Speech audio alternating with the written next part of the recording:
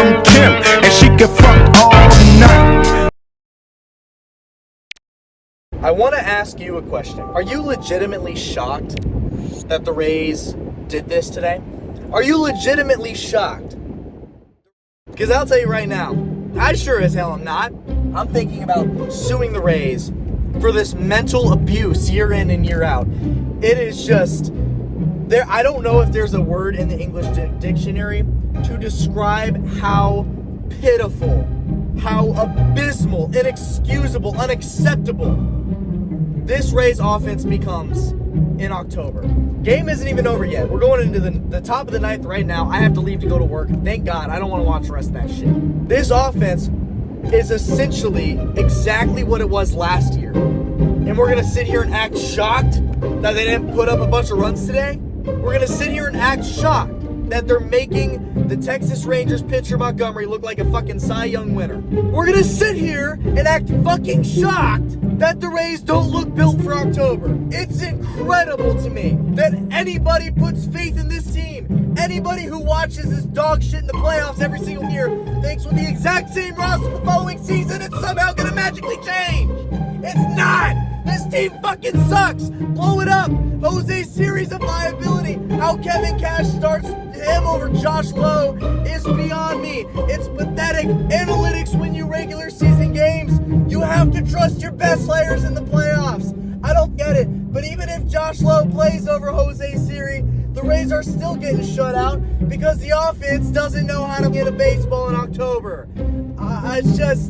I'm sick and tired of this shit every single year. It is just a slightly tweaked version of the prior year's lineup, and because they have a good regular season, everybody thinks that they're going to tear it up in the playoffs. They don't, and they never will. We have to blow it up. We have to rebuild. I'm tired of it, man. I'm tired of it. It's the performance the Rays put up in Cleveland last year was so bad, and they're really just piggybacking it off of exactly that this year. It's carried right over. 33 straight innings in the playoffs without a single run. I don't know, guys. I think that's worse than the Minnesota Twins losing 18 straight playoff games, because at least they threw in some runs here and there and made some games competitive. It's beyond me that anybody would expect the Rays, with the exact same offense they had last year, to magically turn it around and magically become a good lineup who gets consistent hits with runners in scoring position. You know, they had 6 hits today, 4 errors, 0 runs. 6 hits, 0 runs, which basically means we had runners in scoring position and nobody could write them in. Dude, this team is dog shit. This team is absolutely dog shit, and it's beyond me that anybody would expect them to do anything else. So I'll see you next year. Well, I mean, I guess I'll see you tomorrow to tell you that I'll see you next year. But I'll see you next year because this team isn't worth shit. We have to blow it up. We have to rebuild. Nothing's going to change. Bye. The Tampa Bay Rays drop Game 1 of the Wild Card Series to the Texas Rangers. And I'm running out of adjectives to describe how this Rays team makes me feel every fucking October. It's just, I feel like Brandon Perna of That's Good Sports watching the Broncos every week. That's how I feel about this Rays team every October. It's unbearable to watch because they string together great seasons despite injury bugs every year, despite having one of the lowest payrolls every year, despite having a roster full of rookies and nobodies every year. And it gives you a ton of optimism in the playoffs because you're like, oh, well, listen, look, this is a team that shouldn't be where they are. They have a genius manager in Kevin Cash that consistently gets this low payroll team that shouldn't be competitive into the playoffs every year. 5 straight years now. And every year you get a little bit of optimism going into the playoffs. Like, listen, we had a good season. There's no reason to believe that we'll go out quietly this year. And just for the last 3 years, man, in the playoffs, it has just been so fucking terrible that it's undoubtedly the most painful thing to watch between my 3 sports teams is watching this Tampa Bay Rays squad every year in the playoffs disappoint every single year. I'm just going to say 2019 was probably the best roster the Rays have fielded in their 5-run playoff run. They go into Oakland, they make a statement, They win the 1-game wild card. Then they go to Houston. Nobody gives them a chance. We're supposed to be swept. Overcome a 2-0 deficit to push them to the brink. And they just shock a lot of people. And they're damn close to upsetting the Astros in 2019 and going on to the ALCS on a Cinderella run. And that's a team that you can get behind. Because there was no quit in that team. There was none. They were fun to watch. They always put up a good fight. Then 2020 ran around, and listen, yeah, World Series, whatever, but we can't ignore the fact that it was a 60-game season. It was just a weird year, and I feel like in any other year, in those circumstances, that the Rays wouldn't have done that. It was a Cinderella run, and any other year that doesn't happen. Not to mention, it's quite crazy, because in 2020, there was only 60 games, so the players didn't have time to get injured before the playoffs started that year. So we really did have a healthy squad that year, and, they made the World Series. They had a fantastic pitching staff, but, dude, their offense was terrible from start to finish. Despite making the World Series, that offense was putrid. It was awful. It was consistently the pitching staff that carried that team throughout those playoffs. 2021, you won game 1 of your ALDS after winning the division and having your first 100-win season ever. And you win it big. And you give a lot of people faith that this is the year that the Rays are going to put it together. This is the year they're going to get over the hump. This is the year the Rays are going to win the World Series. It was probably offensively the best team we've had in this 5-year stretch. I think 2019, like I said, was the most complete team, but I think 2021 had the best offense alone. And then, before you know it, the next 3 games go to the Red Sox in devastating fashion. The Rays, they kept those games close, but for the most part, it was the pitching just absolutely blowing it every game in that run. Then we go to 2022, and there was nothing to be excited for that team. They went into the playoffs on a 5-game losing streak, and then ended their season on a 7-game losing streak, as they would string together 1 run in 24 innings. They would put together 1 run in 24 innings and get swept in the wild card to the Guardians.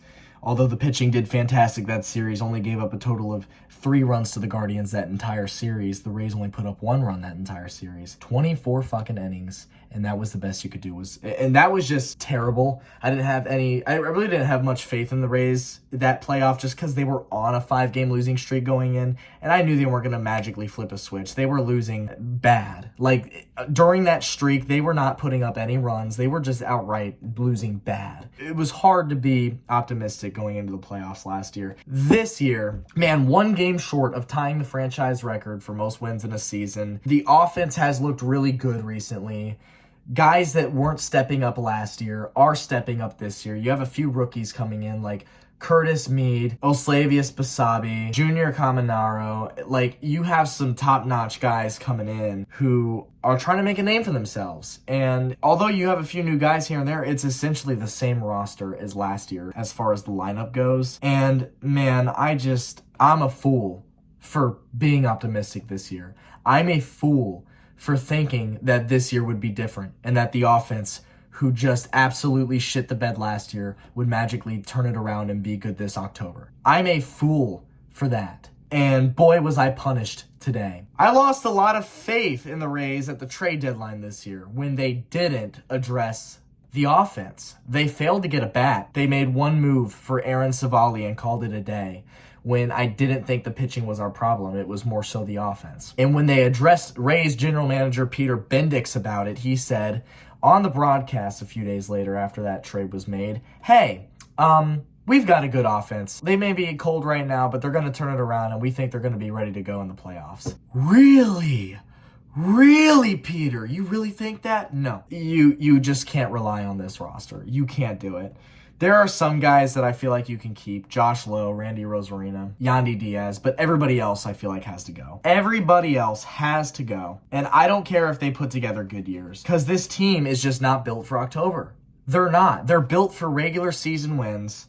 They're not built for October. Christian Bethancourt, Isaac Paredes, Taylor Walls, Manuel Margot, Jose Siri, Harold Ramirez, Brandon Lau. I mean, all these guys got to go. They all gotta go. If the Rays want to change something and the Rays actually want to be competitive, they gotta get rid of these guys because they're not gonna step up in the playoffs. And I get that we didn't have Brandon Lau today; he's on the IL. But let's not ignore the fact that despite him playing well recently, he is always consistently the Rays' worst hitter come playoff time. He is just not good in October, and quite frankly, neither is the rest of the team. Let's get into this train wreck of the game for the Tampa Bay Rays. The whole team looked shaky, nervous, like they weren't ready for this moment. Like they had the playoff yips. They weren't ready for it. In the bottom of the first, our AL batting average leader, Yandy Diaz, flies out. Arozarena singles.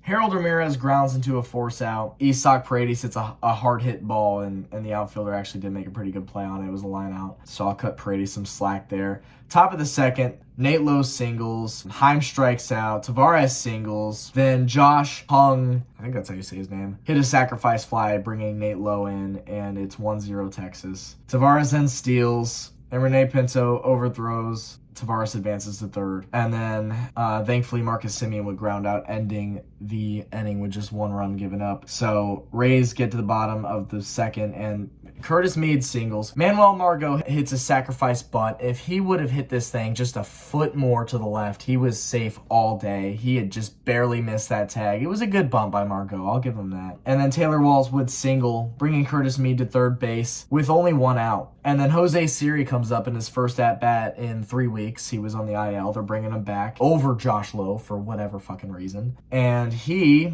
attempts a bunt himself, and he pops up the bunt, and it's caught by Montgomery. And the Rays have 2 outs. And then Rene Pinto comes out and strikes out swinging.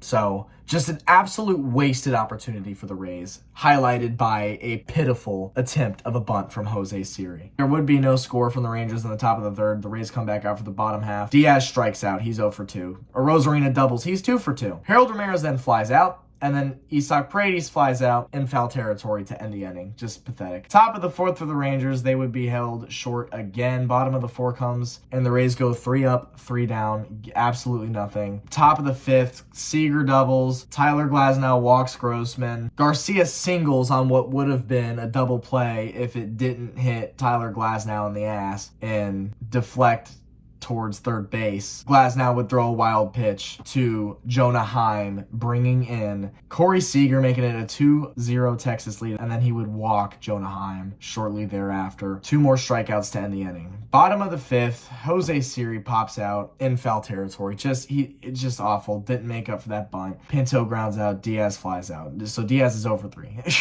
Just a terrible game thus far. Top of the 6th, 2 straight walks to start the 6th for Glasnow. And then Davinsky comes in to replace Glas, who did not have a good game. So Corey Seager, he singles. Jose Siri misplays the hop on the turf. It goes up in the air, and then he rushes his throw to third base, and it sails over the fielder's head, and that allows Marcus Semien to score off a throwing error from Jose Siri. So Jose Siri has been by far the LVP, least valuable player of this game for the Tampa Bay Rays. I mean, he just did nothing good from start to finish. All started with a terrible popped-up bunt, didn't help out of the plate, popping out in foul territory and striking out, and then misplaying fielded balls, sailing throws to third base, allowing runs to score for the Rangers. It was just a putrid game for Jose Siri, and the fact that he was rushed back, and Kevin Cash said, all right, Josh Lowe, you're sitting today for Jose Siri coming back. That's beyond me. It's absolutely beyond me. Bottom of the 6th, Arozarena ground out, Harold Ramirez strikeout, Isaac Paredes single, and then a Curtis Mead ground out. Just nothing going for the Rays. They had a few singles, doubles here and there, but they when there were runners in scoring position, nobody could step up. Nobody could be clutch. Top of the 7, the Rangers go 3 up, 3 down. Bottom 7, Margot lines out.